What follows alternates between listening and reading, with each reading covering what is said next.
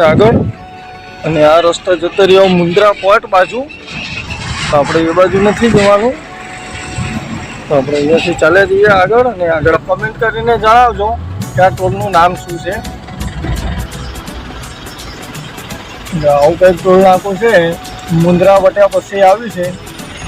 શું નામ છે?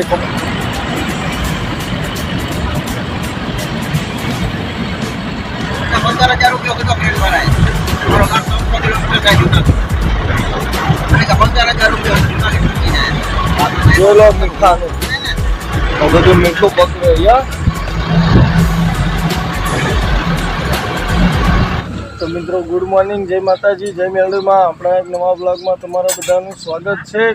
રાત્રે આપણે 1 વાગે તમે જોયું એ રીતે વિડીયોમાં આપણે જમીને અહીંયા સૂઈ ગયા હતા, અને અહીંયા ઘડી અત્યારે જાગીને આવી ગયા ચા પાણી પીવા માટે.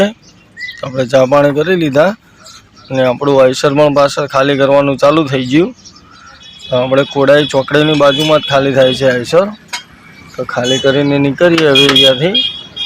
તો જોઈએ હવે અહીંયાથી જ માલ ભરવાનો છે રિટર્ન, અને એ માલ ખાલી કરવાનો છે ડોંગામાં સાણંદ. તો જોઈએ હવે કેટલા ટાઈમમાં ખાલી કરીને ભરાય છે, તો બતાવો તમને ત્યાં જઈને ખાલી કરવાનું. જો આપણે ખાલી કરીએ છીએ, અહીંયાથી ખાલી કરીને ભરવાની છે, તો ભરીને નીકળી જઈએ.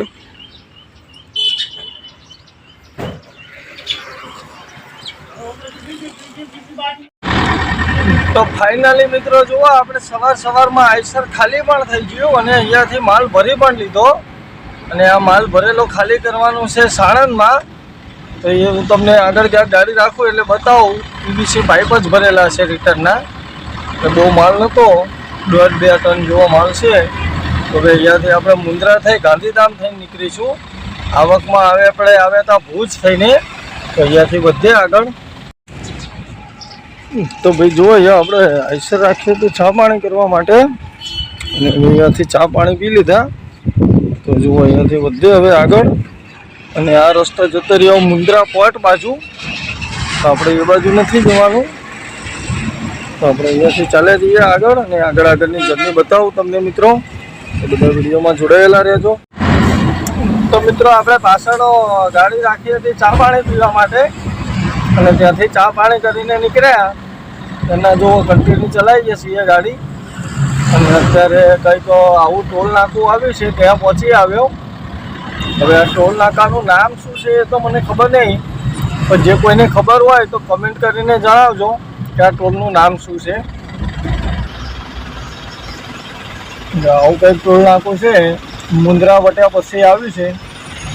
શું નામ છે ખબર નહીં ટોલનું. તો હવે ટોલ ક્રોસ કરીને આપણે કન્ટિન્યુ ચાલે જઈએ, અને આગળની જર્ની પણ બતાવું તમને. તો ભાઈ આ બ્રિજ નીચેથી રસ્તો બતાવે છે અંજાર બાજુ, અને આપણે જવાનું છે આ બ્રિજ ચડીને સીધા ગાંધીધામ બાજુ. અમદાવાદ હાઈવે આપણે છોડવાનો જ નથી. જો આ નીચે અંજારનો વ્યૂ કંઈક આ રીતે આવે છે. અહીંયાથી આ રસ્તો લગભગ અંજાર જતો હશે. તો આપણે તો અત્યારે બ્રિજ બની જાય એટલે મિત્રો અંજાર કે ગાંધીધામ આવીને જતી રહે ખ્યાલ પણ ન આવે, એટલે અહીંયા બધું ધ્યાન રાખવું પડે. તો મિત્રો જુઓ, અત્યારે આપણે આદિપર ક્રોસ કરીએ છીએ, અથવા તો પહોંચવા આવ્યા છીએ. આ બધું આદિપરનું જ ગણાય, જોઈ શકો છો. અને આ છે ગાંધીધામ મુન્દ્રા હાઈવે, જોઈ શકો છો મિત્રો. આપણે અહીંયાથી લેવાની છે સામખિયારી બાજુ. સામખિયારી અહીંયાથી બતાવે છે 50 કિલોમીટર, અને આ રસ્તો જતો રહ્યો કંડલા 15 કિલોમીટર. આપણે અહીંયાથી ખાલી સાઈડ લઈ લઈએ અને પછી હાઈવે ચડાવી દઈએ. જોઈ શકો છો. કોઈ નવો હોણે માણસ હોય તો થોડો અટવાઈ જાય અહીંયા, કે ક્યાં જવું ક્યાં ન જવું એવું કંઈ આઈડિયા ન આવે. પણ આપણે અહીં ના હોય તો વાંધો ના આવે, કે આપણને આઈડિયા આવી જાય કે ક્યાં રહીને ક્યાં કાઢવી એમ. તો જો આ બ્રિજથી આપણે લઈ લેવાની ખાલી સાઈડ એટલે આપણે હાઈવે મળી જાય એટલે આ ટ્રાફિકમાં આપણે જવાની કોઈ માથાકૂટ જરૂરી છે નહીં. તો અહીંયાથી લઈ લઈએ લેફ્ટ સાઈડ અને પછી ચાલ્યા જઈએ. અને મિત્ર અહીંયા ગાંધીધામમાં એન્ટર થાવ એટલે જુઓ અહીંયા બધા લાકડા ભરેલા ટેલર જ તમને જોવા મળે. રોડ ઉપર આવા લાકડા ભરેલા ટેલર જ જોવા મળશે અને એક્સિડન્ટ થયેલા ટેલર જ જોવા મળશે, કેમ કે અહીંયા ટેલર ટ્રાન્સપોર્ટેશન જ વધારે છે. અને બીજા નંબરમાં મિત્રો આ ટેલરવાળાના નિયમ છે કે આ લોકો 40ની સ્પીડે જ ગાડી ચલાવે છે, 40 ઉપર ગાડી નથી ચલાવતા. પછી આજુબાજુવાળાને સાઈડ કાપવી હોય તો કાપે, ન કાપવી હોય તો કંઈ વાંધો નહીં, પણ એ 40થી ન ફાસ્ટ કરે ન ધીમું પાડે, એ લોકો એ રીતે જ ચલાવે છે. તો આપણે ચાલે જશું હવે. હા, હાઈવે આપણે છોડવાનું જ નથી. તો પટેલ ટ્રાવેલ્સ નીકળી ભાઈ અમદાવાદ. દેશી ગાડી છે પટેલ ટ્રાવેલ્સની. આ જશે સીધી અમદાવાદ. અને આપણે વધીએ આગળ. ગાંધીધામ ચેક કરો ભાઈ.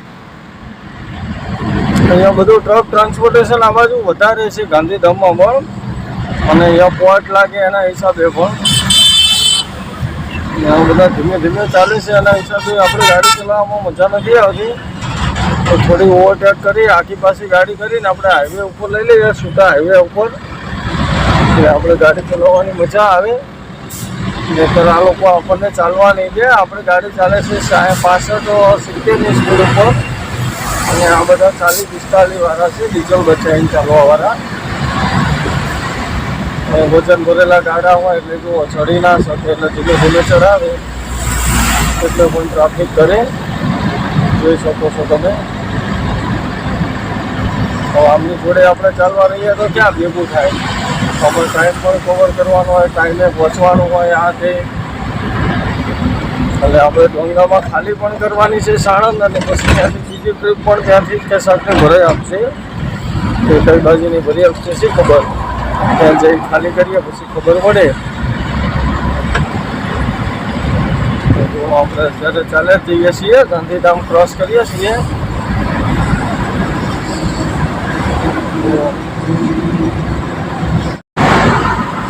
તો દોસ્તો જુઓ, આ બ્રિજની નીચેથી રસ્તો જાય એ સીધો જતો રહ્યો ભચાઉ, અને ભચાઉ થઈને જવાય સીધા ભુજમાં.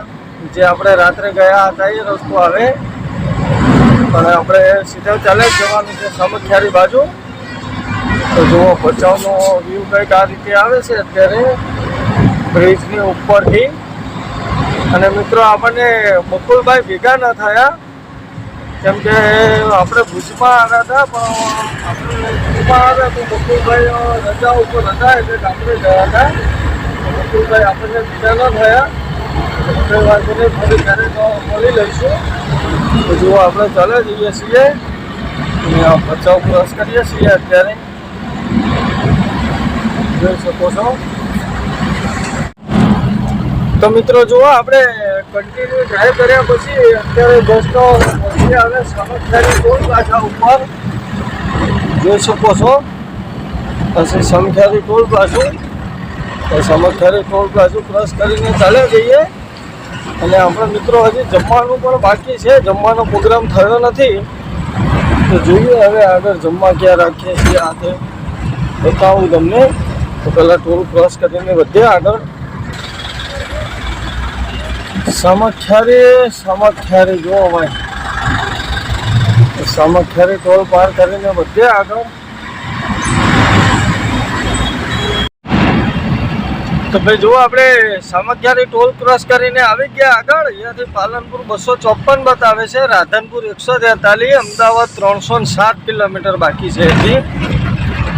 તો આપણે હજી 307 કિલોમીટર ગાડી ખેંચવાની છે ભાઈ. તો જો આપણે અમદાવાદ જવા માટે અહીંયાથી ખાલી સાઈડ લેવાની છે. તો અહીંયાથી લઈ લઈએ પહેલાં ખાલી સાઈડ.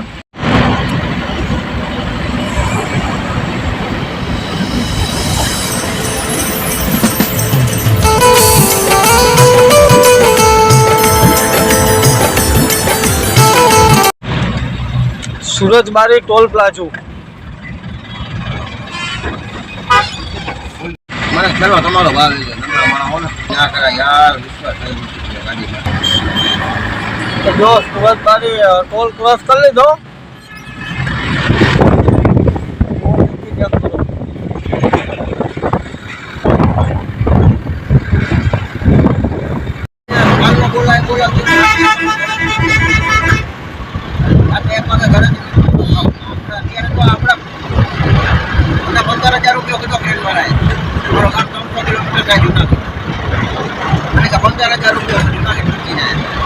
જોલો મીઠાનું બધું મીઠું પકવે અહીંયા.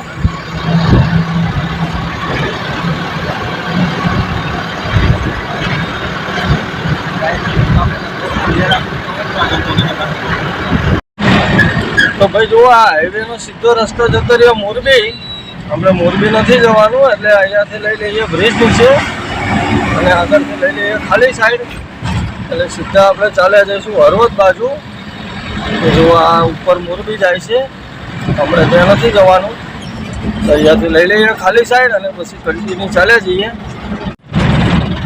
તો મિત્રો જુઓ ફાઇનલી આપણે પહોંચી આવ્યા અણિયારી ટોલ પ્લાઝા ઉપર. જોઈ લો અણિયારીનું ટોલ નાખવું છે આ. તો અણિયારી ટોલ ક્રોસ કરીએ અને મિત્રો આજે ગરમી પણ એટલી બધી છે. મોબાઈલની અંદર અત્યારે 41 ડિગ્રી ગરમી બતાવે છે એટલે એમ કે ગરમીના હિસાબે આપણે ખાવાની પણ ઈચ્છા નથી થતી એટલે આજે કંઈ જમવાની ગણતરી તો નથી મારી. તો જોઈએ આગળ જમાય તો જમીશું નહીં તો પછી જમવાની ઈચ્છા નથી તો ક્યાંક છાશ પાસ પી લઈશું અથવા ઠંડુ કંઈક કરી લઈશું એટલે આપણો દિવસ જતો રહે એવું કરીએ કંઈક. તો વધીએ આગળ. તો મિત્રો જુઓ આપણે પાછળ આઈસર રાખ્યું હતું ઠંડુ પીવા માટે તો ત્યાં આગળ આપણે શેરડીનો જ્યુસ ને એવું પી નીકળી આવ્યા હતા અને ત્યાંથી આપણે કન્ટિન્યુ ડ્રાઈવ કરતા હતા અને અત્યારે જસ્ટ તો પહોંચવા આવી ગયા આપણે હળવદમાં અને ધાંગધ્રા 34 કિલોમીટર બતાવે છે. હજી હળવદથી ધાંગધ્રાનું ડિસ્ટન્સ છે 34 કિલોમીટરનું. તો જો આપણે હળવદની ચોકડી ઉપર પહોંચી આવ્યા. આ રીતનો વ્યૂ આવે છે ચોકડીનો અને આ લેફ્ટ સાઈડ મોરબી જાય છે રસ્તો. એ અહીંયાથી મોરબી 45 કિલોમીટર બતાવે છે. તો આ હળવદ ચોકડી ક્રોસ કરીને આપણે ચાલ્યા જઈએ સીધા અને આગળ તમને હળવદનો વ્યૂ બતાવું. પછી ધીમે ધીમે હળવદ ક્રોસ કરીને ચાલ્યા જઈએ આગળ. અને મિત્રો ગરમી પણ એવી પડે છે. તમારી બાજુ મિત્રો ગરમી કેવી પડે છે ને કયા ડિસ્ટ્રિક્ટમાંથી તમે જુઓ છો એ મને કમેન્ટ કરીને જણાવજો કે તમે કયા શહેરમાંથી જુઓ છો, કયા ગામથી જુઓ છો અને તમારી બાજુ ગરમી કેવી પડે છે એ ખાસ જણાવજો.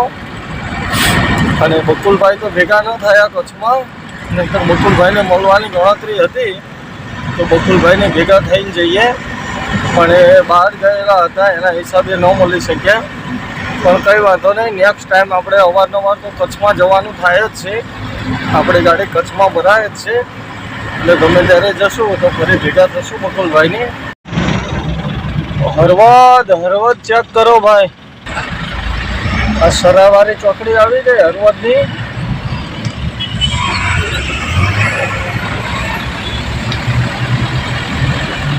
તો હવે આપણે કન્ટિન્યુ ચાલે જ જવાનું છે અને અહીંયાથી 35 કિલોમીટર ધાંગધ્રા.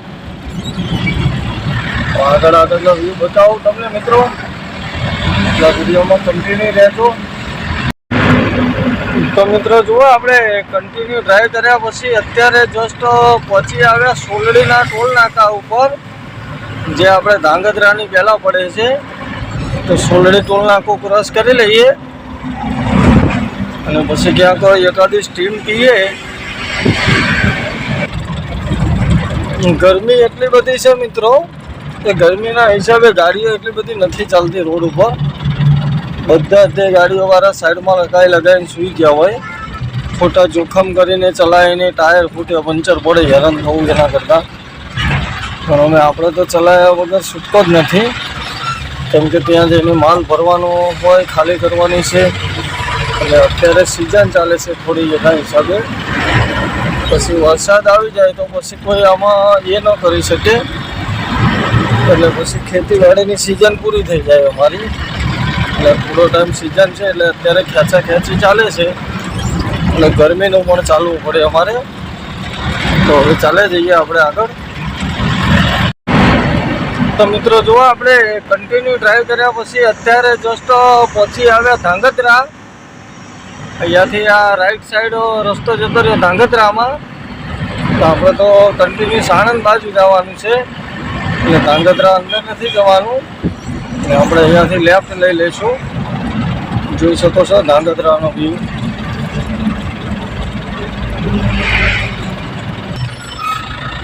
ऐसे ठोकावी है बम्प ऊपर सूरत पार्सिंग નું है. બ્રેક મારી અને વાહેલા વારે ગાળી દીધું હોય એ રીતે.